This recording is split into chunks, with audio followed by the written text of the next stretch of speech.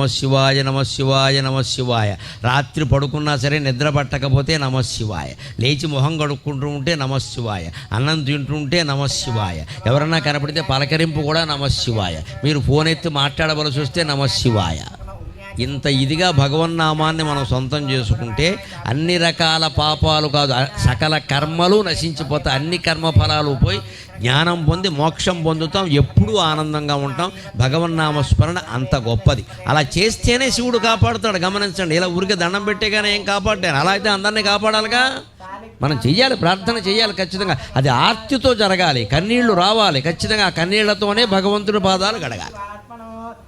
అందుకే రోజు ఇళ్లల్లో కూడా కులభేదం లేకుండా, స్త్రీ పురుష భేదం లేకుండా అందరూ దేవతార్చన చెయ్యండి. బ్రాహ్మణులు చేసే దేవతార్చన వేరు. వారికి వంశపరంపరగా ఏదో వస్తుంది, వారి పద్ధతిలో వారు చేస్తారు. వారి బాధ్యతలు వారిని చేయనివ్వండి. వారిలాగా చేద్దాం